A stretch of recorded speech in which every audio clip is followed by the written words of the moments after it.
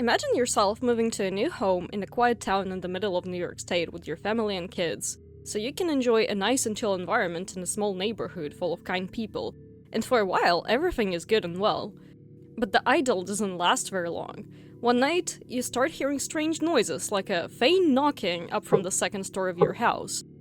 Of course, it is a minuscule detail, and you don't pay attention to it at first. After all, the house is not new, there's multiple kids living with you, so you just brush it off. But then it happens again the next night, and then the next. And not long after, you find yourself comforting your very scared kids while the whole house is nearly shaking from violent knocking on all the corners and furniture. Suddenly, two of the kids begin to kind of talk to spirits, asking simple questions, one knocking for yes, two for no. And the answers given present a horrifying truth about the house you moved into. Someone was brutally murdered there. As the time goes, things only get worse. None of the family members can sleep at night, and the spirits even get violent, moving furnitures and sometimes even throwing things at the family members. This is exactly the situation the Fox family found themselves in the year of 1848, in a series of events which later were named as Hydesville rappings. And this was the very first time when the communication with the spirits manifested itself in a way that is familiar to us now. Knocks, floating objects, faint footsteps, etc. This curious incident became so influential, and the girls, and the spiritual phenomena associated with their mediumistic ability, even shaped the spiritualism movement that is alive and well today.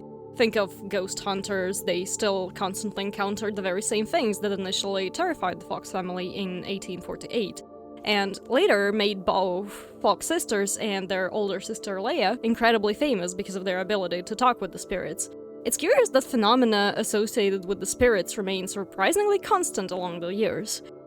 Is it really a story about three young talented mediums? Was it all a hoax? Or was it an elaborate prank that lasted for too long, accidentally trapping some participants for the rest of their lives?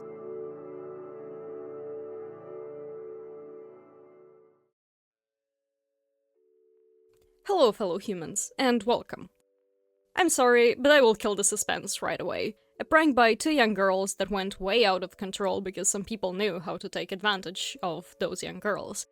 Before you click off this video, though, I promise that the history of the very beginning of the communication with the spirits or demons or what have you, ghost haunting, mediums, think of Ed and Lorraine Warrens and the stuff they did, is more interesting than random knockings or some sounds you might hear at night in an old house. I could, of course, try to keep the mystery till the end to quote-unquote debunk the story or whatever, but I feel like it's counterproductive and would simply be deceiving on my end because the story was exposed by one of the Fox sisters themselves, Maggie. She explained everything 40 years later after the initial Hydesville rappings, and the other sister Kate soon joined her in explaining why and what and how those initial Hydesville rappings were made, as well as some of their later seances or phenomena or whatever. On top of how and why they became quote-unquote mediums, I'll be touching on some of the spirit of the era, pun intended, when it came to communication with the deceased, as well as some of the more personal aspects of Fox sisters' lives that were impacted by their unusual occupation. So, if that still sounds somewhat interesting, stick around for the bizarre history of the Hydesville rappings and the communication with the ghosts. I promise it's more interesting than it sounds. Our story begins in 1848, when two sisters, alongside their big family, moved to a place named Hydesville in Arcadia Town, Wayne County, New York. John D. Fox, the father of the family, and his wife Margaret, actually had another three kids, Maria, and Leah, and David S., who at the time didn't live with them. However, sometimes Leah's daughter, Elizabeth Fish, who was Kate's and Margaret's niece, would live together with the family. There actually was a very big age gap between sisters Leah and Kate and Maggie. Their parents were separated for some time, so Leah and two other older siblings were born before the separation, and Maggie and Kate kinda were born after.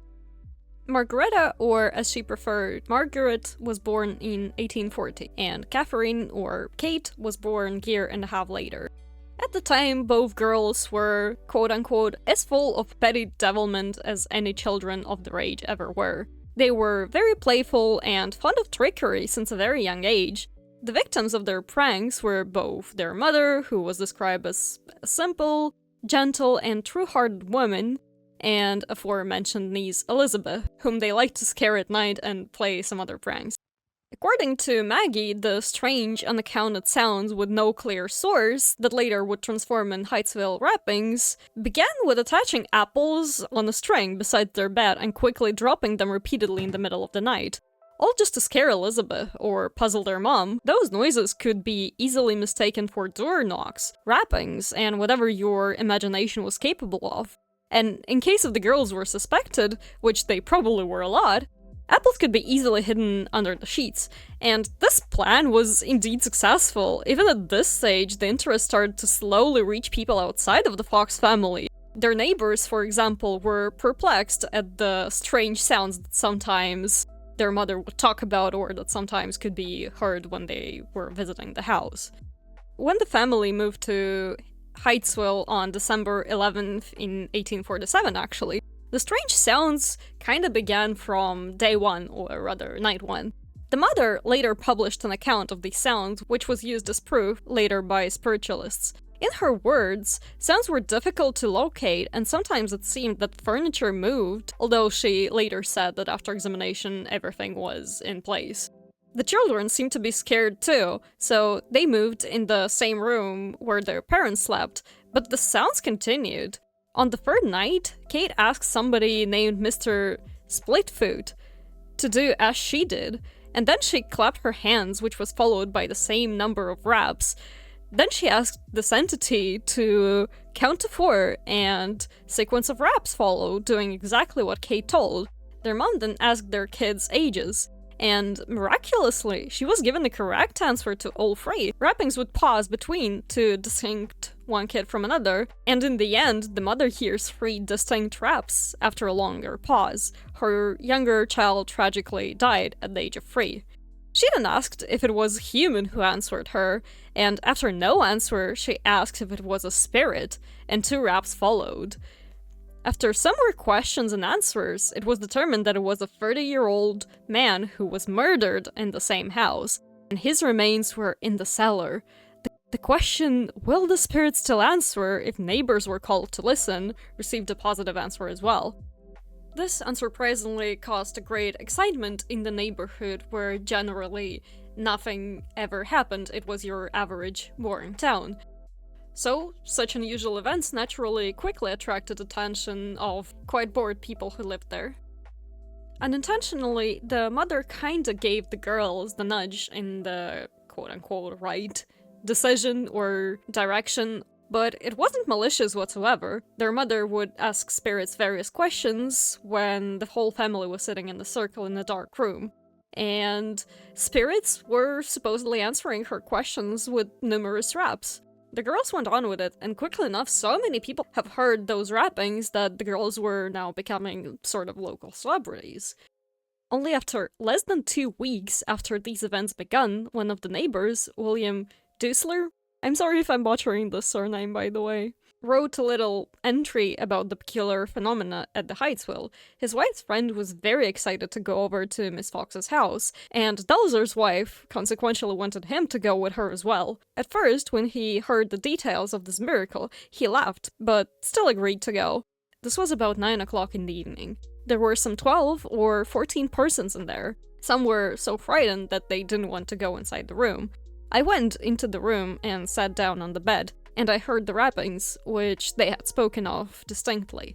I felt the bedstead jar when the sound was produced, which, in his opinion, immediately indicates that the spirits are capable of applying physical force to the surface, which makes sense, I suppose.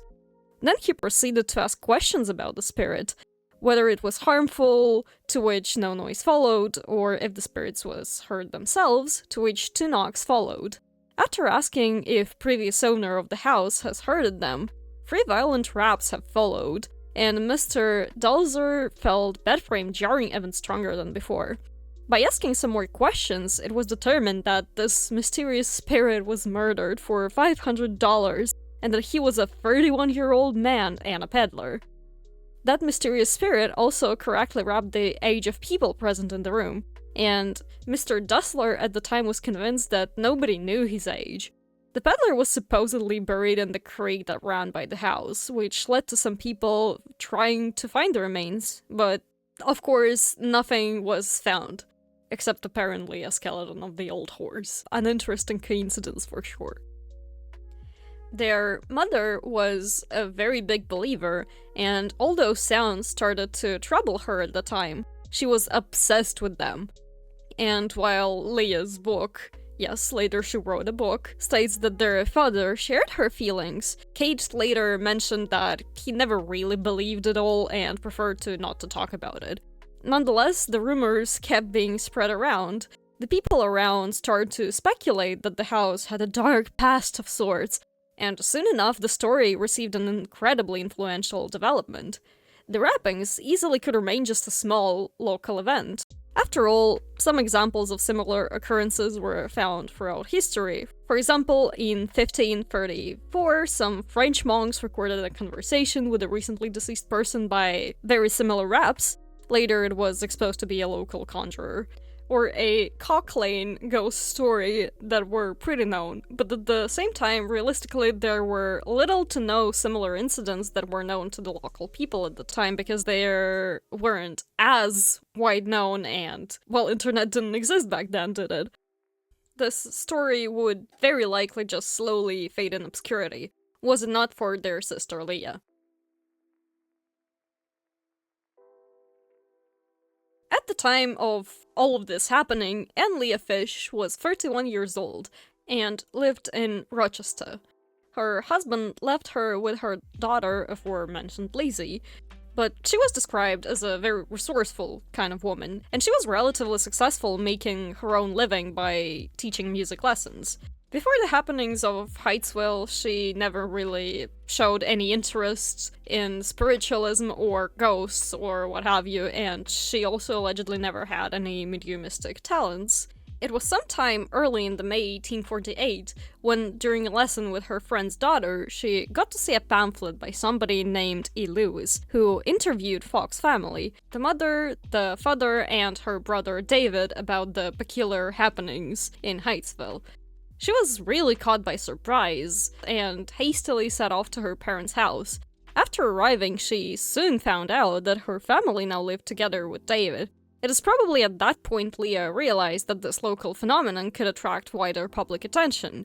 She tried to separate the girls to see if rappings would stop, and then made them undress to find out the source of the sounds.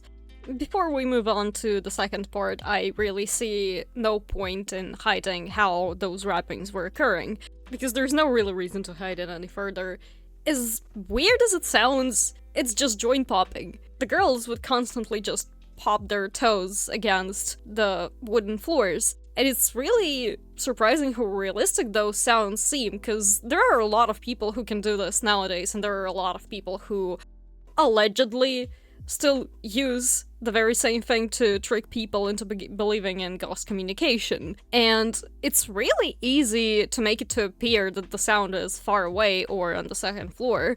It is a technique that is alive and well today, and some people still use it to either deceive or entertain, or maybe even actually communicate with the spirits. Who actually knows? But for example, allegedly, Cody and Satori actually use that to produce the knocking sounds, but again, it's all alleged, we don't actually know, please don't sue me. But anyways, Leah mentions that the kids who lived in the house at the time tried to repeat those rapping sounds by snapping their fingers after hearing those apples attached to the string fall.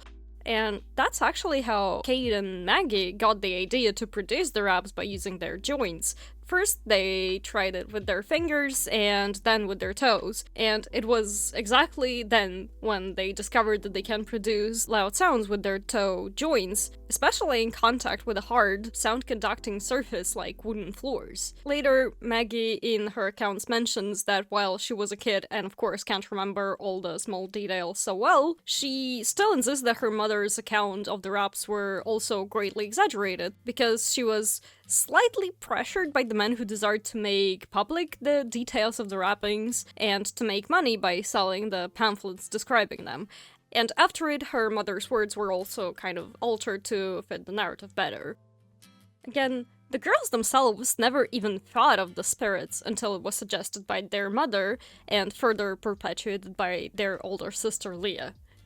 After arriving, she soon found out that now her family lived with her brother David because they all were scared of their house or whatever. It is probably at that point Leah realized this local phenomenon could attract wider public attention. In the meantime, Leah tried to practice herself this method of popping joint, but unsurprisingly, she had little success compared to the kids, who had way more flexible joints. To even produce a faint sound, she had to move much more, and it was very easily detected. However, where she was very successful is kind of producing or managing this whole thing. She was really great at both further encouraging the girls to participate in this overly long prank, but also she was great at convincing other people to believe in this. Even when she and Kate went to Rochester by a boat, they quote-unquote couldn't get peace. Soon enough, they began to hear the very same sounds, those rappings that would be heard in Hydesville. According to Leah, quote-unquote, occasionally one end of the table would jump up and nearly spill the water out of our glasses. Later, Kate in her account stated that the whole thing actually never happened, that sound indeed was just her, and even Leah herself mentioned that it was rather noisy in the boat, and only those who knew rappings recognized them, so think of it what you want. Upon arriving in Rochester, Leah began to further develop more elaborate schemes to promote the girls and their ways of communicating with the spirits. Upon arriving in Rochester, Leah's friend Jane Little, alongside 2-3 other friends, visited her, and even though no rappings were heard during the visit, Leah said that all felt some sort of presence. Soon enough, Leah wished for her mother and Margaret to come to her as well. Immediately after their arrival, rappings began even more than before, allegedly because at that point Leah lived near a cemetery. According to her, one night a spirit walked up to her, making a sound that resembled a bare foot on the floor, and she even asked the spirit to dance, which it proceeded to do, and allegedly Leah even sang a little tune to the spirit. How wholesome. Needless to say, the mother was less than excited about it. She was in fact quite scared still of all the noises and movements around. The father at this point was getting quite angry, and so, unlike the sisters, who would make their beds on the floors just to avoid the shaking of a bed frame at night, he decided that the spirits would not quote-unquote conquer him, so he remained to sleep in her bed. He was not let to sleep in peace, however. He experienced a shower of slippers, was struck by a cane, and tried to fight, but with no success. It all ended with a candlestick being thrown at him and even cutting his lip. Even after deciding he wanted nothing to do with the spirits anymore and lying himself in bed, the malicious spirits allegedly just stripped away the bedclothes, leaving him lying on a bare mattress. This is but one of the numerous occurrences in that new house. The aforementioned events is what Leah states in her book. Kate, however, while remembers that it did indeed happen to some degree, she and her sister indeed would continue not only make knocking sounds, but also giggled, groaned, scuffled, etc. And the general atmosphere of that house, and taking into account all that happened before, no wonder that at this point it wasn't attributed to girls' pranks. More so, with Leah around, they started to act more scared and less cheerful than at the beginning. Throwing of the things is nothing unexplainable, though.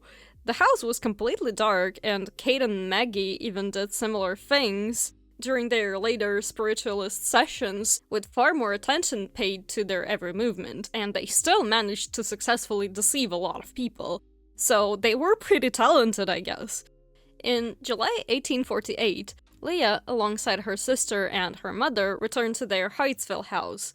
At this point, their brother David, who lived not far away from Kate's and Maggie's house in Arcadia, took greater interest in the peculiar occurrences at his parents' house, but he was a little underwhelmed by the limitations that spirits seemingly have in communication.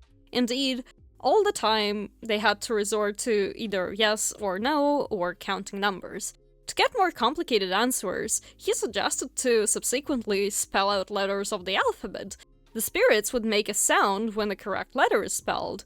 Unbeknownst to everybody, it would become a method that more than 150 years later would still be in use. Mediums still to this day use the very same method. For example, aforementioned Corey and Satori use knockings and the alphabet to communicate with the spirits. L-M-N-O. Over. By the way, remember the peddler guy that allegedly was murdered in the house? Well, with the new, better system of communication, the family quickly received the spirit's demand to dig up the cellar. Of course, they immediately began to do that, and after 2 or 3 days, they, according to Leah, found a few bones, some teeth, fragments of an earthen ball, and bunches of hair. Ooh, spooky. In her book, she stated that doctors, of course, pronounced these bones to be human. Of course, no names of the doctors were given, no written account of those events exist except for in Leah's books, and there are no death records in Arcadia at the time that would match the age, matter of death, occupation, or anything like that. At least, not what can be publicly found on heritage websites. Neither Kate herself remembered that anything at all was found, and even if it was, how we can be sure that it was not akin to the horse skeleton they found in the creek? On top of Leah's manipulation and deception and playing around with the facts and making up stories and whatnot, the Fox family already was quite superstitious to begin with. According to Davenport, they passed through generations of scary and mysterious stories which would constantly be told repeatedly when the family gathered together. So again, the chances are that if that seed of superstition wasn't there in the first place, a more skeptical family would simply ignore those wrappings or attribute this to kids playing, and this story would never receive the scale it did. But nonetheless, soon enough, the whole family decided, again, to move back to Rochester, and as the interest in the now Rochester wrappings grew, they were starting to gain attention, and the atmosphere surrounding ghosts and talking to spirits at that time was actually quite supportive of the girls. The fundament of what later would be known as spiritualism was practically fully built by the time. The wrappings were more like the last stone to this weird house that stirred the public. One of the important figures to the whole thing of spirit communications was Andrew Jackson Davis, also known as Poughkeepsie Seer. And again, it seems more like a side tangent, but at the same time I want to inform about what generally was happening with the spirit communications, because otherwise I don't want it to seem that suddenly there were Hydesville or Rochester wrappings and boom, the whole thing sprung up. No, it wasn't actually like this, so that's why I'm talking about this seemingly random person. Anyhow, this Andrew Jackson Davis had no formal education. His father was a shoemaker, and Andrew became his apprentice when he was old enough. In 1843, there was a series of lectures of animal magnetism given in Poughkeepsie, and after this lecture, he entered a magnetical trance, in which it became clear to him that he was designed to be a clairvoyant. And later, he himself started to give lectures in his dreams on philosophy, which later even resulted in a whole book. As he had no formal education, it was easy to fall for those, believing that the lections indeed were given by the great minds that were no longer in this plane of existence. More so, he was less than 21, presenting unbelievably complex theories in his magic trance. On the other hand, there are multiple recordings of this quote-unquote ignorant man reading such books like Plato works, and some accounts state that he read so much that he almost knew it by heart. He was also a fan of socialist works. It's not hard to understand why his poetic and vigorous vision, apocalyptic themes, indignation at the unjust state of the world and desire for its betterment was very appealing to public. He had a substantial following at the time. What is interesting that he actually made a rather specific prophecy of sorts, which may or may not have been partially responsible for why the Rochester wrappings actually became so popular. Here how it goes.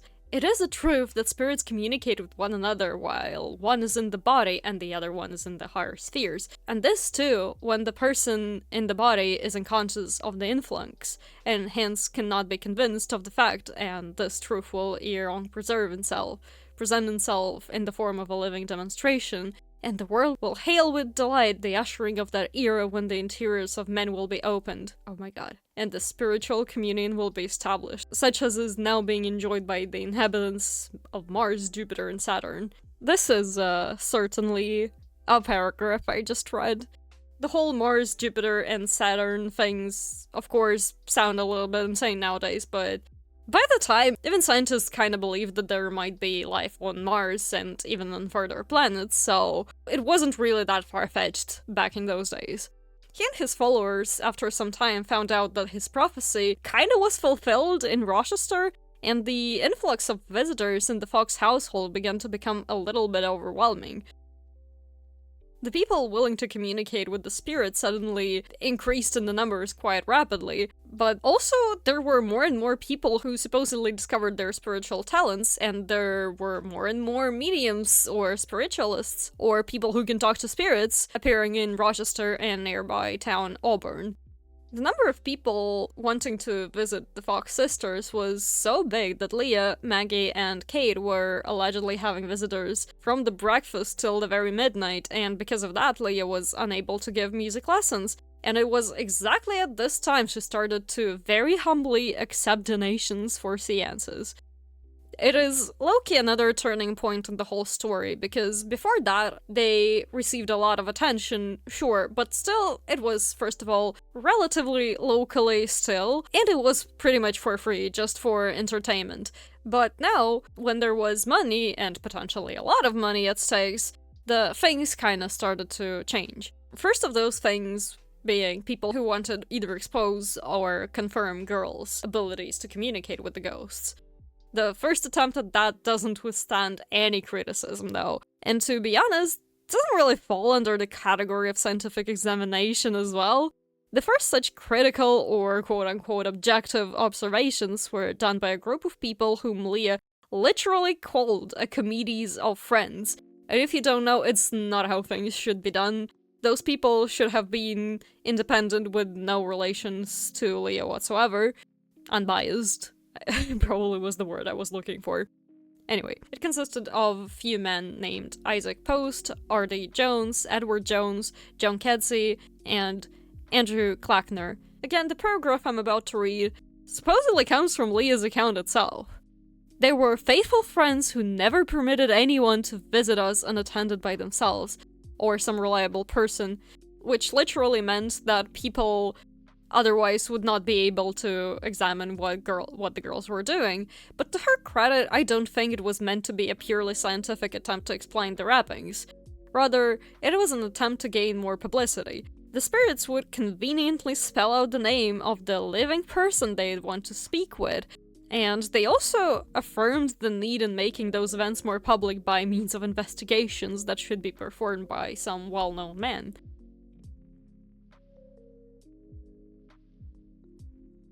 It were allegedly spirits themselves that told Leah to make a public demonstration in the Corinthian Hall on November 14th to 17th in 1849.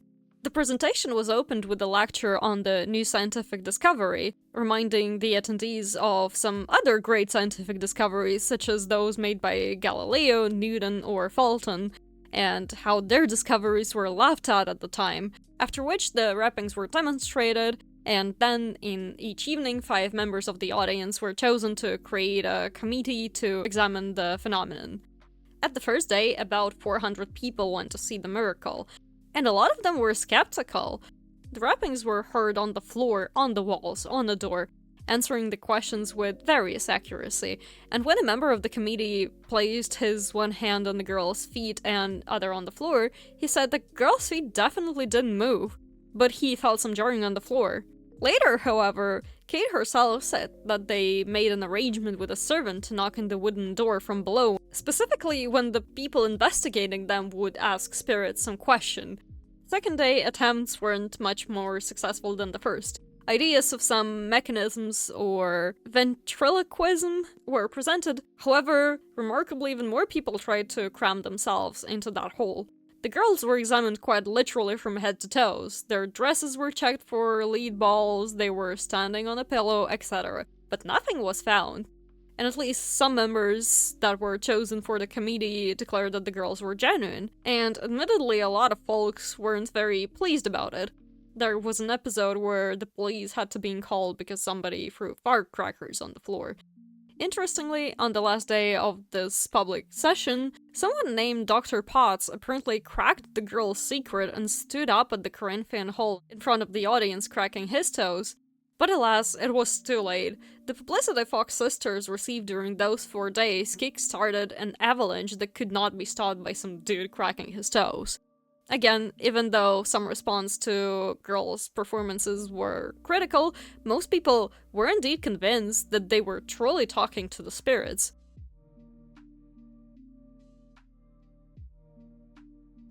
It was in 1851 when Leah agreed to an experiment conducted by 3 men known as Buffalo Doctors, because they were all from University of Buffalo. Most noticeable of them was Austin Flint, who at the time had the highest medical rank of the 3. They assumed that the noise was produced using knee joints, and through various experiments, such as placing their hands on the girl's knees, they tried to determine whether that was the case. They didn't come to any conclusive results, neither proving nor disproving whether the sounds were really made by girls, and they also didn't examine any other means to produce these knockings. Literally, they just placed hands on the knee, determined that it wasn't the case, that's all. And it's a proof that spirits exist in the spiritualist eyes, which is quite sad. Anyway, when the doctors placed the girl's feet on some cushions, obviously no sound was heard, and that's what Leah said about it. It is true that when our feet were placed on a cushion, stuffed with shavings, and resting on our heels, there were no sounds heard, and that sounds were heard when our feet were resting on the floor, and it is just as true that if our friendly spirits retired when they witnessed such harsh proceeding on the part of their persecutors, it was not in our power to detain them. How convenient! Nevertheless, the Buffalo Doctors did determine that sounds came from one of the younger sisters, while Leah was the managing partner. More so, they examined the psychological effects of such seances on other people, that if a person generally wanted to believe, it wasn't hard to convince them, and that they heard what they wanted to hear. But, as I already mentioned, despite how close they came to the truth, it hardly affected the sisters in a negative way. In that sense, the work that Buffalo Doctors did, and admittedly they, did not do a very good job, was very ungrateful. Not only didn't they succeed in convincing the believers that it's a hoax, although arguably it wasn't even their goal, but they also even further promoted the interest surrounding already famous Fox sisters. The article didn't examine the other traits that were experienced by those who visited the seances as well. Quote-unquote, certain physical phenomena in addition to the knockings are said to be occasionally produced in connections with the latter, such as moving of tables and chairs, opening and shutting bureau drawers, pulling the hair, etc. of a persons assembled to witness the exhibition, and various other palpable demonstrations of what is claimed to be an unknown and mysterious agency. With regards to these phenomena, we have only to say that none of them have fallen under our observation, nor are we aware that any have, as yet, been exhibited in this city, although we understand it has been intimated that they will appear by and by. Assuming that such phenomena do take place, we leave for others the task of explaining the mechanism by which they are produced. So, the sisters moved on, and those who wanted to believe simply ignored the aforementioned document. After coming back to Rochester, it was obvious to Fox family that they had no opportunities to do anything but communicate with the spirits. The amount of people who wanted to attend their seances was already high before they went to New York, but now it was overwhelming on a whole another level. It didn't hurt their financial situation though. Now they could charge $1 from a person to participate in one of their mysterious communication sessions. And so on they went with the spirits. There were some drawbacks, of course. For example, Maggie almost got kidnapped by a group of fishermen during her visits to Troy, but nevertheless, all around their situation had vastly improved since the two girls have discovered their talents. Not too long after that, Leah decided to move back to New York. where she had dedicated quarters for receiving attendees on her seances on the 26th Street, and her mother, together with Maggie and Kate, moved with her. At this point, Horace Greeley went on to give Kate proper education. As one can imagine, there was little time to study since 1849, when the spirits started to contract a noticeable amount of public attention. He wanted Maggie to study with Kate, but of course Leah couldn't let both of the sisters go simultaneously for obvious reasons. Arguably, this decision changed the life of Maggie so much that everything that happened before pales a little bit in comparison. She went on with Leah to perform the seances around all over the country, and on one such trip in Philadelphia during their sessions in Webb Union Hotel on Arch Street, one very notable gentleman attracted her attention.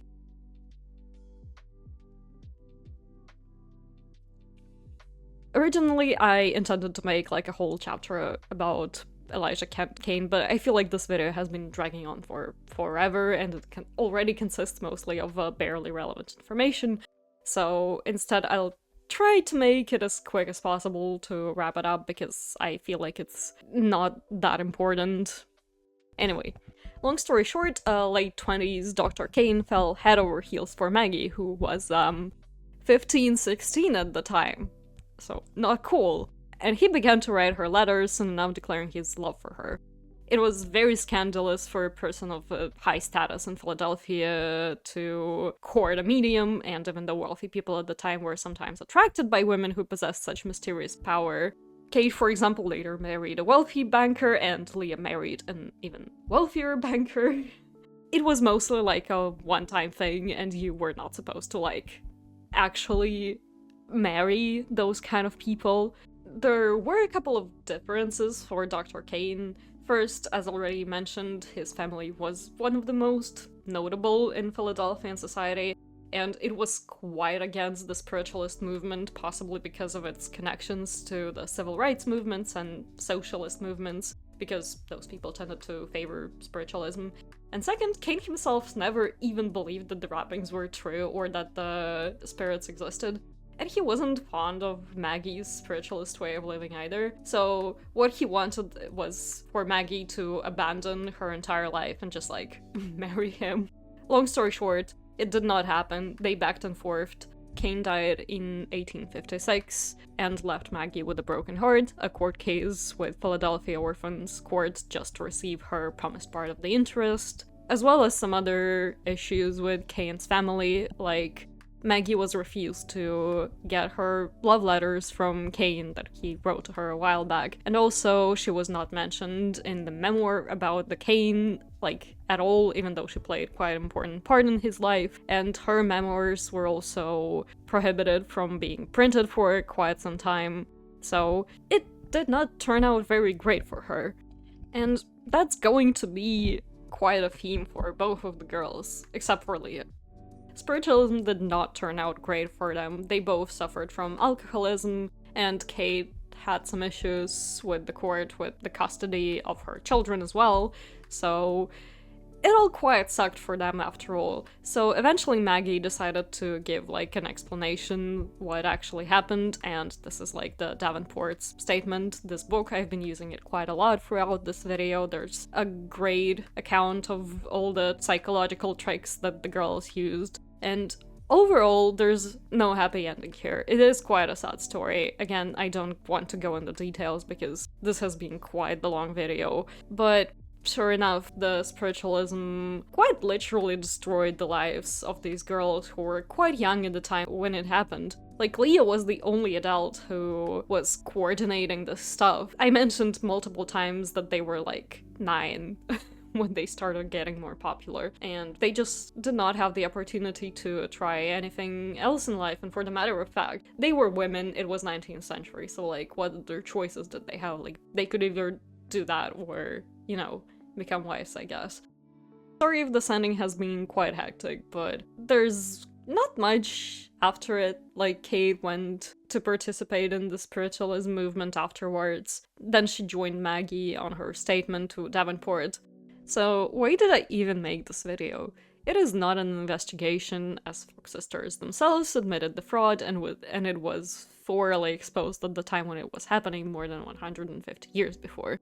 so it's not exactly news to anybody.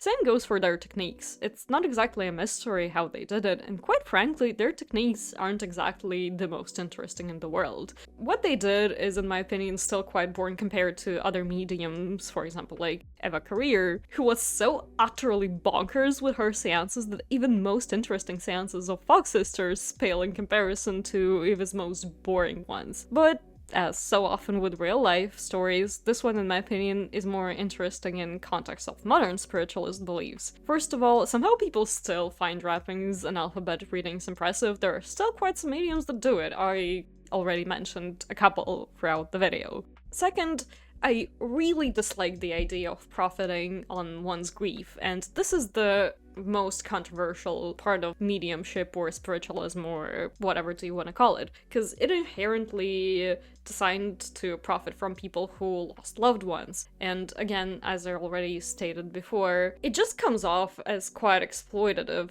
And the Fox sisters had the excuse that they were both quite young, but older people, like mediums today, are pretty much all adults, so you have to know what you're doing, and if you aren't a believer itself, even if you are, it's like not an excuse, but especially if you don't believe in what you're doing, you're just pure evil thinking that you're trying to help these people talk with their, like, dead loved ones. This is just painful.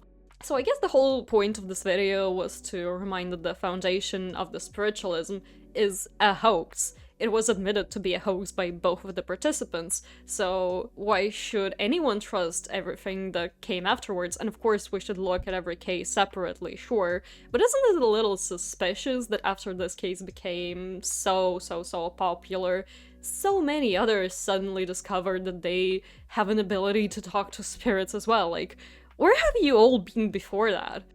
But of course, what do I know? I'm just a random person on the internet. Maybe spirits are real, and maybe they told Maggie and Kate to tell that it was a hoax. And I know this video was chaotic, and I don't think I managed the information structuring as well as I could have, because it was quite difficult to understand what is, like, important and what could be left out.